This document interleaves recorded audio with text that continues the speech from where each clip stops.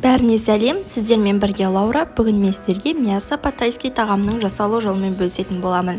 Ең алдымен бізге қызыл және жасыл болгарский, қияр, помидор және де сиырдың еті керек болады. Ең алдымен еттерімізді осылай соломка түрінде әдемілеп турап алатын боламыз. Сонымен қатар достар, егер менің каналыма тіркелмеген болсаңыздар, тіркеліп қоңыраушаны басып қойды ұмытпаңыздар.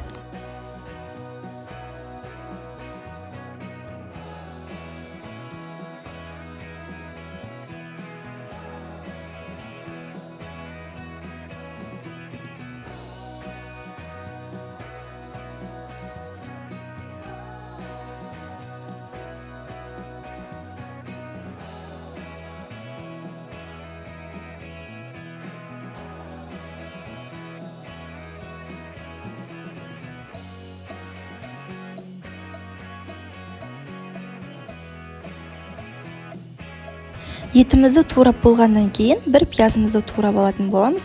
Етімізге пияз да ерекше дәм беретін болады.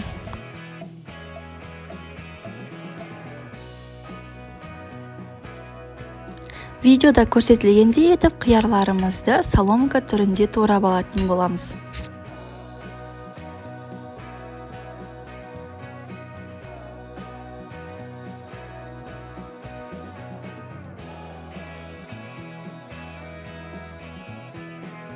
Қиярдан кейін осылай әдемілеп болгарскийімізді тураймыз.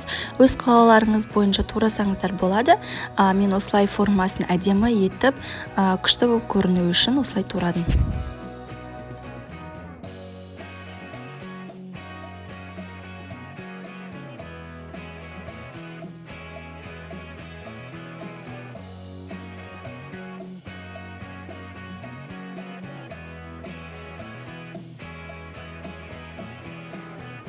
Помидорды да видеода көрсетілгендей етіп турайтын боламыз.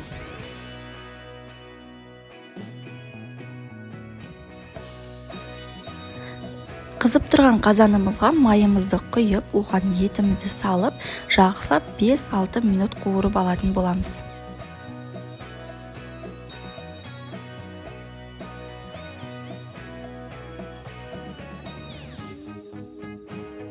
Етіміздің үстіне пиязымызды салып, оны да 3-4 минут қуырып алатын боламыз.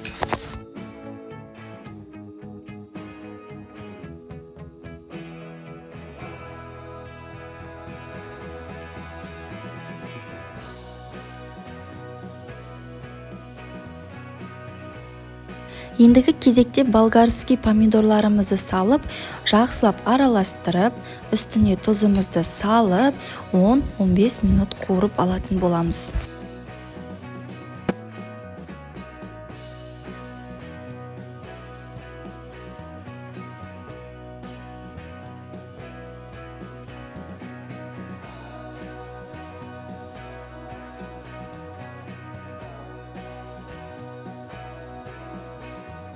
Ендігі кезекте қиярымызды салып, 10 минутқа жай отта пісіріп алатын боламыз.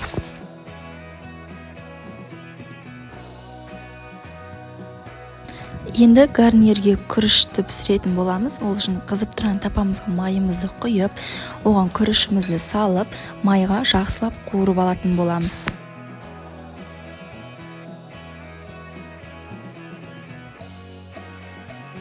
Майға қуырып болғаннан кейін шым-шым тұзымызды салып араластырамыз да, оның үстіне суымызды құйып, жақсылап қайнатып алатын боламыз. Қайнап шыққаннан кейін бетіне пакетімізді қойып, үстін жауып қоямыз да, жай баяу отта 20-25 минут пісіретін боламыз. Біздің күрішіміз 20 минутта пісіп шықты. Ешқандай қаттылығы жоқ, жұмсақ, шашылып әдемі болып пісіп шықты.